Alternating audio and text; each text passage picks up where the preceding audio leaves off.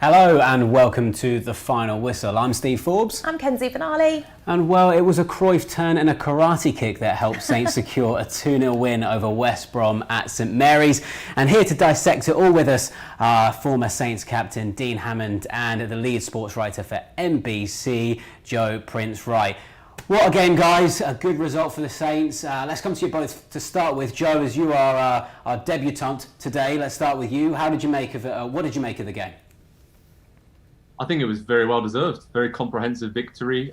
Could have been 4 or 5 if I'm being, a bit greedy there. But defensively, another very good performance.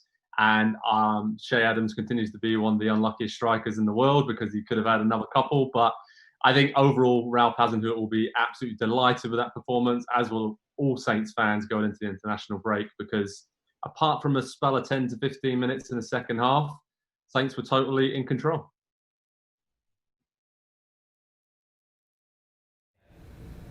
Yeah, totally agree with Joe. It was a dominant performance. The structure was good, the shape was good. Looked very defensively assured. Nice to get another clean sheet going into the international break as well as a win.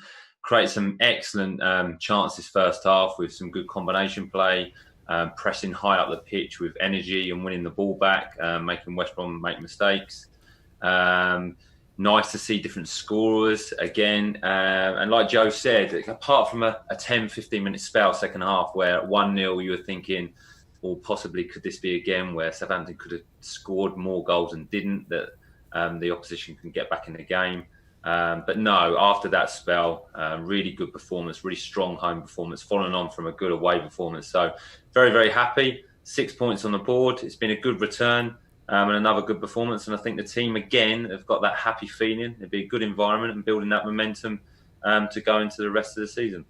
Now, Southampton's last 9 goals scored before today were scored by Danny Ings and Che Adams. Joe, just how good is it to see different players getting on the score sheet, especially the likes of Moussa Djenepo?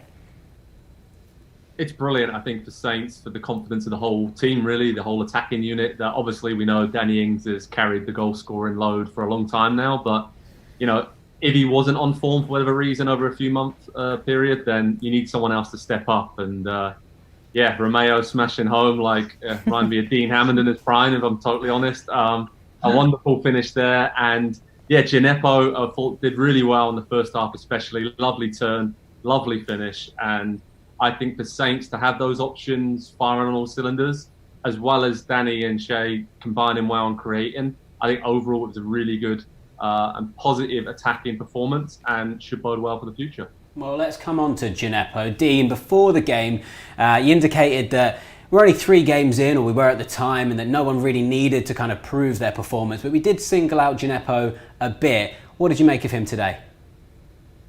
Well, he produced that moment of magic, which we all want from him, really. If he can produce that in games, whether it's creating for another player or scoring a goal like he did with great composure, very good skill, and then scoring with his wrong foot. They're the positions you want to find him in. I thought he was reasonably quiet. Didn't quite get the ball in the areas he would like. The 2 wide players played very narrow today. Djenepo, I would assume, would like the ball wide, one-on-one against the fullback to really attack him. But did well, played well for the team in terms of his work ethic, and scored a very good goal. So you can't ask too much more for him. He's progressing, he's developing each game, and as a younger player, a foreign player coming into the Premier League, I think it's his 2nd season. He's improving all the time. So if he can continue to stay injury-free, play each game, he'll really give Nathan Redmond some competition for places. So quiet, but that moment of magic, which is all you want from your creative players. So you can't complain. Well, the other moment of magic came from Oriol Romeo, of course. Who knew he had that in his locker? His first goal since February 2019. Joe, what did you make of that sensational volley? It was brilliant. I mean, he knew he was going to run onto it, and he weren't quite sure what was going to happen, but he seemed like he knew the picture in front of him. He knew what he wanted to do with it, bulldozing his way through on the edge of the box there. And you know what? You could just tell how happy the other Saints players were for him. I've been lucky enough to meet him a few times, and NBC, we've done a few tours around the training ground with him, and such a lovely bloke. And I think that was maybe, I don't know what Dean thinks about this, but maybe a bit of a marker for Romeo. We've had a lot of talks about maybe Saints bringing in a new central midfielder. So maybe this is just a reminder, and a quite timely one before the transfer window, from Oriel to the boss, to say, you know what, this is what I can do. I'm great defensively, but I can chip in with some big goals. And I think he's been remarkably consistent so far this season, and during Project Restart as well. So Romeo was brilliant today, and that was a great goal. Yeah, well, other than learning some tricks off of Mr. Miyagi, how did you rate his overall performance today, Dean? I thought he was brilliant. I think he was brilliant last week at Burnley. I think he's continued that. I love him as a player. I mean, I can appreciate him maybe more than others because I played in a similar position and I know what it's like to play in a midfield player, and he does the basics so well. The top players in the world, when they do the basics well, the simple passes, breaking up play, helping other players out, positionally being good, awareness on the ball, they're major things. They don't quite get noticed. But he's excellent. I think he's so important for Southampton. He gives James Ward-Prowse a bit more freedom. He will give that assurance to James Ward-Prowse. And scoring a goal like he did today was brilliant. And he actually had another volley, I think, about 10 minutes later that got blocked. But yeah, he's a real team player. I think it was evident that when he went off against Tottenham, they missed him. And the structure of the team kind of fell away a little bit. So he's very influential. I think I've never met him, but he seems like a nice guy. And his simple passing, breaking up play, making other players better around him, and he looks fit and strong. And that comes from, like Joe mentioned, playing consistently. If you're in a team consistently, playing week in, week out, your match fitness grows, your confidence grows, and you can become a more effective player. So yeah, I think he's going to be really important to the group and to the team this season. Well, it seems that the fans at home are certainly echoing your thoughts, gents. We've got a comment here from Sonny on YouTube, which I absolutely love. Romeo for Ballon d'Or. I think a few Saints fans are probably feeling the same way, Sonny. Another comment here. Brilliant day, great game. Well done, Romeo, for that strike. Come on, you Reds. Another one here from Mark Littlewood. Thanks for getting in touch. He said, Kyle Walker-Peters was excellent. Romeo, truly superb again. Well, let's move the conversation on to Che Adams now then. Is he the most unlucky player in the league right now? He did have a chance early on. Dean, what did you make of his performance today? Again, I think we all agree, and I think everyone would agree, his performances are really, really good. He holds the ball up really well. He works hard. His partnership with Danny is growing and developing. They've seem to have a really good understanding. And I feel for him because that chance he had first half, I think it was when Walker-Peters slipped Danny Ings in, the defender got across, and Sam Johnson made a good save, and then it fell to Shea on the rebound. And I think the keeper saved it, or the defender blocked it, where you think he's just going to score. I think he is unlucky. I think the positive is, though, he's getting in them areas. He's getting the opportunities. He's getting the chances. Because if he wasn't, you'd be thinking, right, he doesn't really want to score. Well, I think it's the opposite. I think first half, he won the ball back. He drove at the defence and took a shot on, so he's not low on confidence. And then the second time that happened, he actually laid the ball to Danny Ings, and that's when Gineppo scored his goal. So his overall game is really, really good. And I said before the game, he looks fit and strong now. You wouldn't really want to play against him. He's quicker than people probably expect. So he just needs that goal. But he's doing such a good job for the team. And I would say that now Danny really enjoys playing with him because their combination, their 1-2s are always looking for each other around the box. But yeah, he is unlucky, and he's a striker. He will be sitting in that dressing room frustrated. We spoke before the game about Vestergaard keeping his place in the team over Jack Stevens. Joe, how do you feel that Yannick did today, and do you expect him to keep that place again? Yeah, I thought he did fine again. Didn't have an awful lot to do, but what he did it well. He kept hold of the ball. Quite noticeable that he can, get the ball, get it back from McCarthy, go wide, and I think he gives us an extra option to kind of play through midfield, which has really helped today in a game where West Brom probably sat back a lot deeper than most of us thought they would do. So I think he should keep his place. Again, as Dean said earlier, maybe a little bit unlucky for Jack Stevens because he played so well last season, but it seems like this combination right now, Yannick and Jan, 2 games starting together, 2 clean sheets, you can't argue with that. So another job well done back there. Well, another player we need to talk about is Carl Walker-Peters. It seems that we're regularly giving him praise in the final whistle, putting in quite a few great shifts in a Saints shirt. But was this his brightest performance so far, do you think, for the Saints team? I think it was, and the one thing I like is the fact that he's recovered from that Tottenham performance. I'm not saying a lot of the goals were his fault, but I think he learnt a few valuable lessons from that game against his former club as well. So I think it would have hurt him a little bit. He had a very good defensive performance last week against Burnley, and he's continued this week with a very attacking performance. He looked very comfortable on the ball, very confident. He looked quick going forward, very direct. And as I mentioned before, the two wide players were playing quite narrow and centrally. He had a lot of space wide, put some crosses in the box. And I just like watching him in full flow. You know, he'll commit a player, he'll take a player on, he'll drive at the defence. He's always looking to play a 1-2 with the striker or the wide player to then continue his momentum forward. So yeah, really, really good performance. And he looks solid defensively again. And that's the part of his game that if he can improve, he will be a top player, because going forward, he's such an attacking threat. And it's, again, really, really good recruitment from Southampton to see the games that he had last year when he came in and played well, and then they've invested in him and brought him into the club. I think he'll get better and better, and he showed some real variety and consistency the last 2 weeks after that difficult game against Tottenham. So full credit to him. Yeah, and another talking point from the game was a handball shout against Bertrand early in the second. Now that's something that could have been given if the game was played a week or two ago. There has been a slight change in interpretation on the rules of handball. Joe, do you think that's going to improve the game now going forward?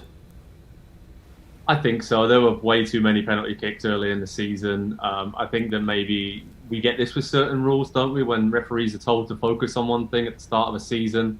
I think a few years ago it was, goalkeepers coming off their line for penalty kicks. They're really hot on that, and a few other issues. But I think now that we've had this kind of directive from the Premier League and with the referees, I think that now it's much more lenient and it's much more common sense. There's still probably going to be penalty kicks that shouldn't be given, but now it's a bit clearer, and I think now referees have calmed down a little bit, seeing the reaction. But I'm sure that won't really help teams who have penalties given against them early in the season. So overall, yeah, it was good to see that the rules have been changed and a little bit more common sense is coming. Well, let's dissect West Brom's performance a little bit more deeply then, because they looked like a completely different team when they came out in the second half. Dean, what is the difference between that half-time break? What was in that team talk, do you think, that made them so different when they came out? A few harsh words probably from the manager would have started that off in the dressing room. A few home truths. A substitution they made a little bit of a change in midfield where they could get free in the midfield where they outnumbered the two of Southampton. So they had a little bit more possession, so they could control the game a little bit more. And they played higher up the pitch. The first half, they sat back. Southampton had control of the ball, kind of had it their own way. And West Brom just put a little bit more pressure on Southampton, made them play a little bit quicker. So the turnover of the ball became a little bit more regular. And they just played a bit more energy and a bit more tempo. They didn't really have any chances, except for a couple of crosses that came in the box from free kicks, which were half chances and near misses. But yeah, it's definitely tactical. It would have been tactical information from the manager at half-time. A few stern words that would have given them a bit more motivation and energy. And that's why they had their 15-minute spell. But Southampton rode that out, very professional in that manner, and then got on top again and deserved the win because they dominated the game. But it's usually a tactical decision that kind of helps the players. But yeah, it's they weren't a real threat today, West Brom. And Southampton looked a cut above and just showed that they're an established, good Premier League team now. So it's the international break after this, but we're 4 games into the Premier League with 6 points. I suppose this one can be for both of you. Joe, we'll come to you first. How do you assess Saints' position in the league at the moment? I think it's pretty bang on where we thought they would be after 4 games. I think most fans would think 2 wins from the opening 4 games would be what you'd want to see from those fixtures at the very least. So obviously the manager's spoken about difficulties with a shortened pre-season and not quite getting the players up to the levels that he'd like them to for this high pressing style and the unique system that Southampton have. So I think 2 wins on the board, a bit unlucky away at Crystal Palace on the opening day. And we won't talk about Tottenham too much, but overall, I think this is right where Saints thought they would be. And some real positives now, that momentum with clean sheets. Like Dean said, the only time we looked vulnerable defensively today was a few of the crosses coming in from free kick situations, that maybe that's something we can work on defensively.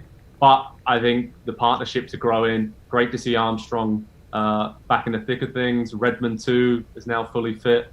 Shay Adams and Danny Ings up top combining well. And then, of course, Oriel chipping in with a wonder goal as well. So all things have gone pretty well so far. And how about yourself, Dean? Are you happy with where we are so far?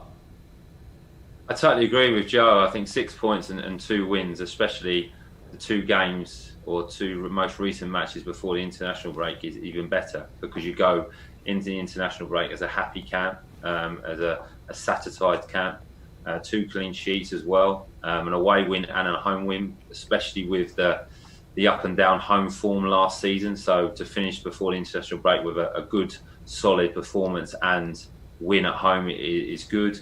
And 6 points is very good. I think we deserved a point at Crystal Palace, so it could have had 7. The Tottenham game was a bit of a learning curve, but similar to last season when the club lost to Leicester in that heavy defeat, but they respond really, really well. And that shines within the group of a real strong mentality within the group. And they've done that again after a heavy defeat against Tottenham. They've gone to Burnley and won, and then they've won against West Brom, against the teams that you would think Southampton should beat, but they can be the hardest game. So 6 points from 4 games is a good return, and looking forward to a bit of a break now. Maybe get a little bit more fitness into some players that need it over the break without any games, and then return against Chelsea and give them a test. So yeah, things are looking up, and I think it's a happy camp again, and that good feeling that we had towards the end of last season.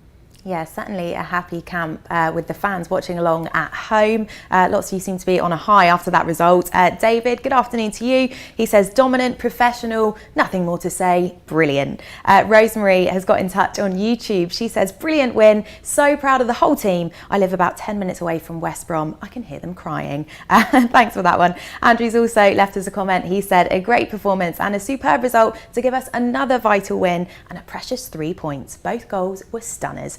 They certainly were indeed, Andrew. Thank you very much for all of your comments here on The Final Whistle.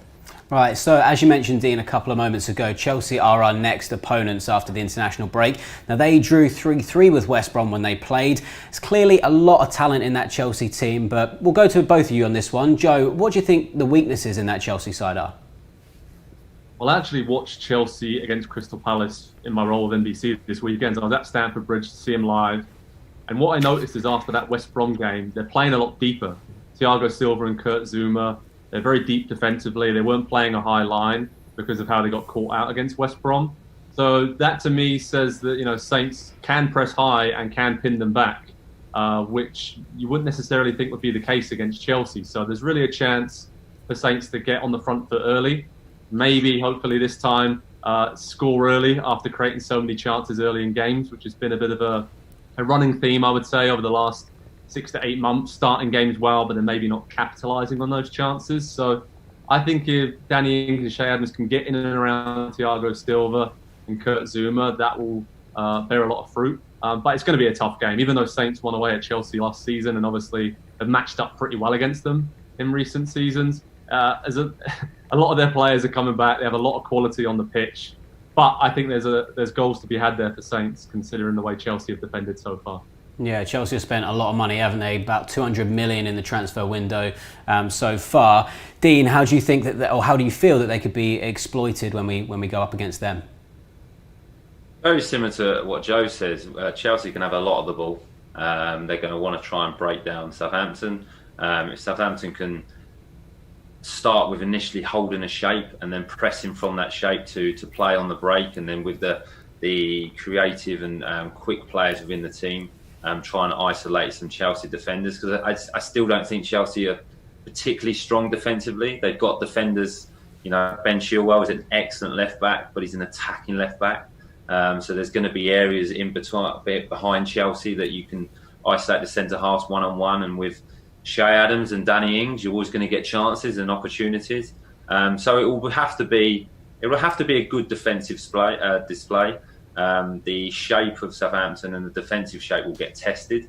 So yeah, they're going to have to ride their luck a little bit because Chelsea are a top team.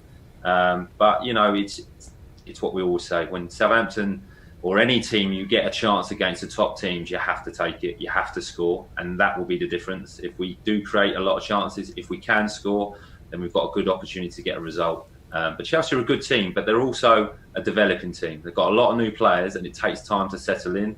And there's some expectation there. I saw an interview with Frank Lampard yesterday before the game. I could see there was a bit of a sense that he was feeling a little bit of pressure and felt a little bit unfair that he was. There was a little bit of pressure on his team.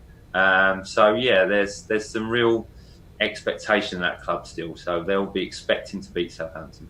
Well, that's it from us on the Final Whistle this week. Dean, thanks for your company as always. Joe, it was great to have you on the show. We very much look forward to welcoming you back soon. So Southampton are heading into the international break with a very respectable 6 points under their belts. And of course, we'll be back in a couple of weeks' time when we travel to Stamford Bridge to take on Chelsea. Until then, though, take care and we'll see you in a few weeks' time.